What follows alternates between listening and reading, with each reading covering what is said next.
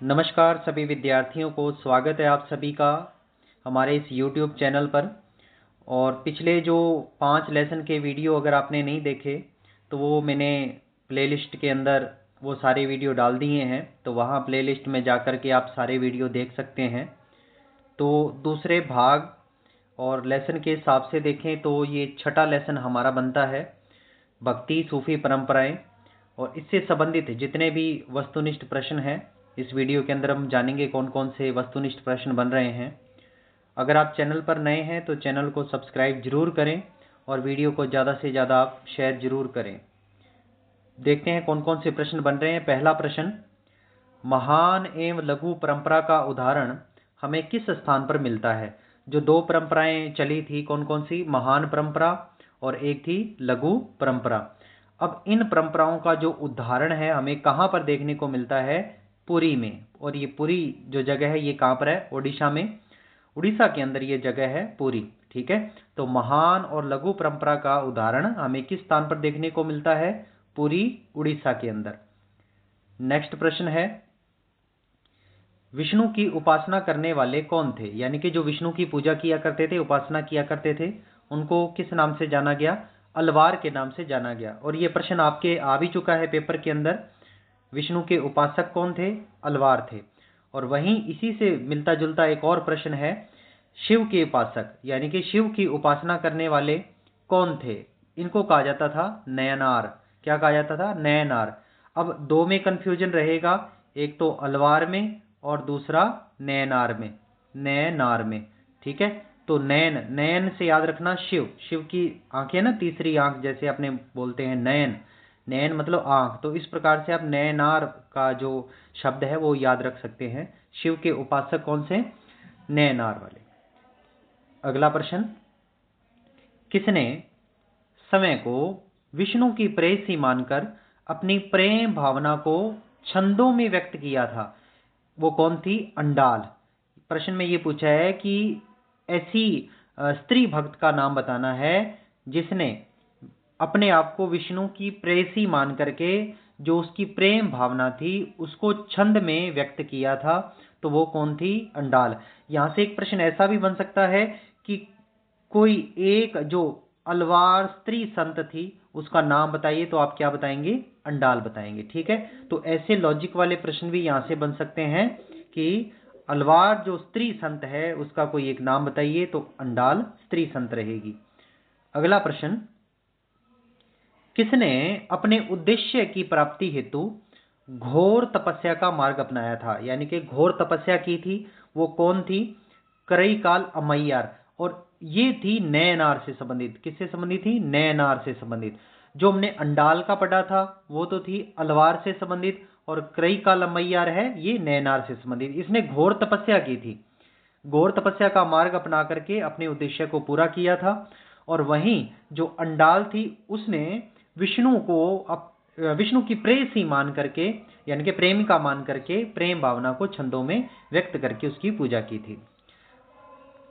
आगे, चिदंबरम, ये मंदिरों के नाम है। चिदंबरम, तंजावुर के विशाल शिव मंदिर किन सम्राटों की मदद से निर्मित हुए थे? यानी कि इनको बनाने के लिए सबसे बड़ा योगदान किन राजाओं का था? तो ये थे चोल सम्राट। तो चोल सम्राटों की मदद से ये बने थे। तो आपसे प्रश्न यही पूछेंगे कि चिदंबरम और तंजावुर के जो मंदिर हैं, शिव मंदिर, ये किन राजाओं की या किन सम्राटों की मदद से बने थे? तो ये थे चोल सम्राटों की मदद से। अगला प्रश्न, नैनार और अलवार संत, यहां पर अलवार होगा, नैनार और अलवार संत किन कृषकों द्वारा सम्मानित होते थे? ये जो नैनार और अलवार संत हैं ये विष्णु के उपासक और ये शिव के उपासक थे। ये किन कृषकों द्वारा सम्मानित होते थे? तो वेल्लाल कृषकों द्वारा। याद रखना कौन से कृषक थे? वेल्लाल कृषक थे। इनके द्वारा अलवार और नैनार संत जो थे वो सम्मानित होते थे। अगला प्रश्न है, किस चोल सम्राट ने संत कवि, क्या नाम था? अपार सबंदर। क्या नाम था? अपार सबंदर और सुंदरार, सुंदरार की धातु प्रतिमाएं शिव मंदिर में स्थापित करवाई थी? यानी कि कौन सा राजा था जिसने अपार सबंदर और सुंदरार की धातु की बनी हुई प्रतिमाएं जो थी वो शिव के मंदिर के अंदर स्थापित करवाई थी, वहां पर इसने धातु की प्रतिमाएं लगाई थी। वो राजा का नाम बताना है, वो राजा कौन था? प्रांतक प्रथम। तो प्रांतक प्रथम ने अपार समंदर और सुंदरार की जो धातु की प्रतिमाएं हैं वो शिव के मंदिर के अंदर स्थापित करवाई थी। अगला प्रश्न है, 12वीं शताब्दी में कर्नाटक में एक नवीन आंदोलन का उद्भव किसके नेतृत्व में हुआ था? यानी कि 12वीं शताब्दी के अंदर कर्नाटक में जो आंदोलन चला था, भक्ति आंदोलन, किसके नेतृत्व में हुआ था? तो बासवन्ना के नेतृत्व में। किसके नेतृत्व में? बासवन्ना के नेतृत्व में। संबंधित अगला प्रश्न, इस्लाम धर्म के ज्ञाता जो धार्मिक, कानूनी और अध्यापन संबंधी जिम्मेदारी निभाते थे वे कौन थे? अब ये कौन थे? उलमा थे।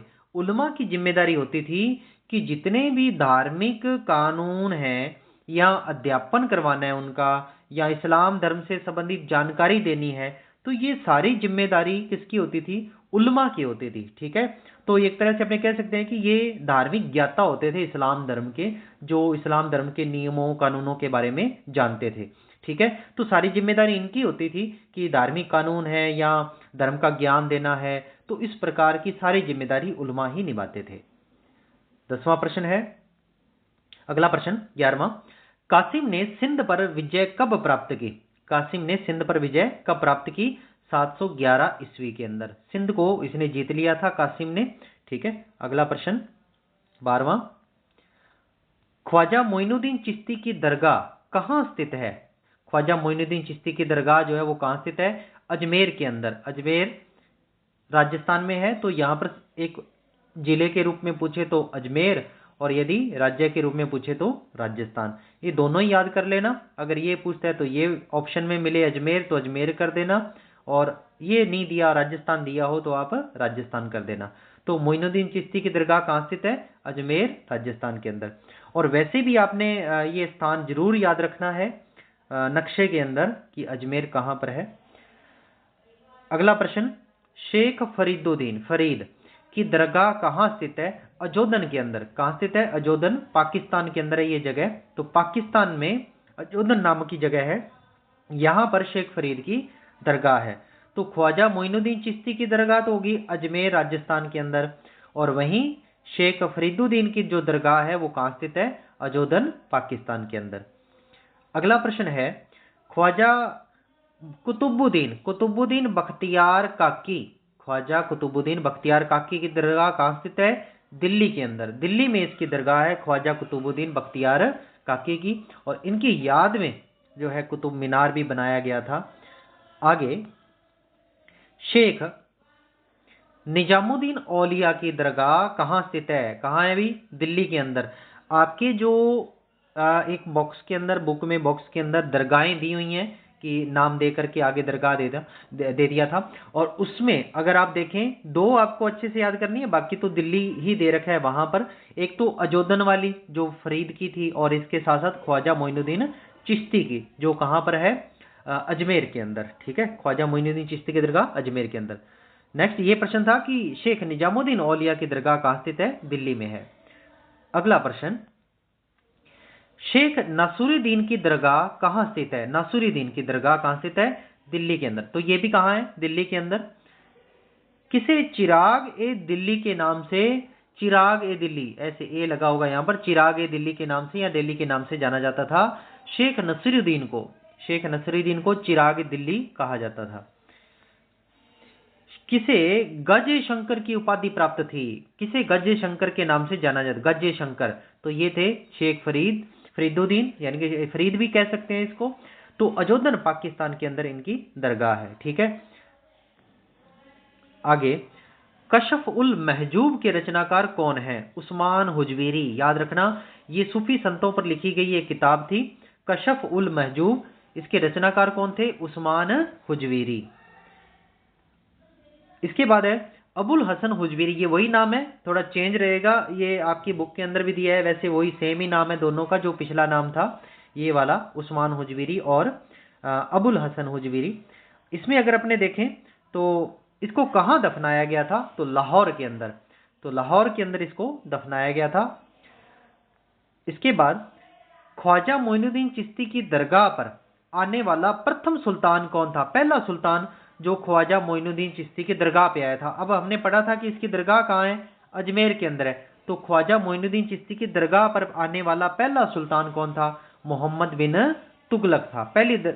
पहली बार आया था इसकी दरगाह पे। ऐसा राजा जो पहली बार इसकी दरगाह पे आ रहा है, मोहम्मद बिन तुगलक है।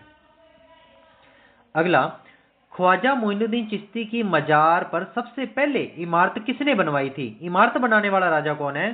गियासुद्दीन खिलजी, जिसने इमारत बनवाई थी पहली बार। ठीक है, तो ख्वाजा मोइनुद्दीन चिश्ती की मजार पर सबसे पहले इमारत किसने बनाई थी? गियासुद्दीन खिलजी ने। नेक्स्ट अगला प्रश्न है कि अकबर ने कितनी बार ख्वाजा मोइनुद्दीन चिश्ती की दरगाह की यात्रा की थी? और ये प्रश्न आपके पेपर में आ गया है। कितनी बार यात्रा की थी? 14 बार। 14 बार यात्रा की थी। ठीक है, ख्वाजा मोइनुद्दीन चिश्ती की।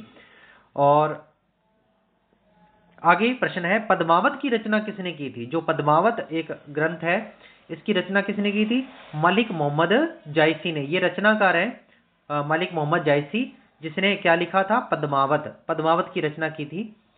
और ये जो पद्मावत है, ये ध्यान रखना, ये दो अपने प्रेम व्याख्यान है। रावल रतन सिंह, राजा था रतन सिंह, और इसके साथ साथ दूसरी तरफ रानी थी पद्मिनी।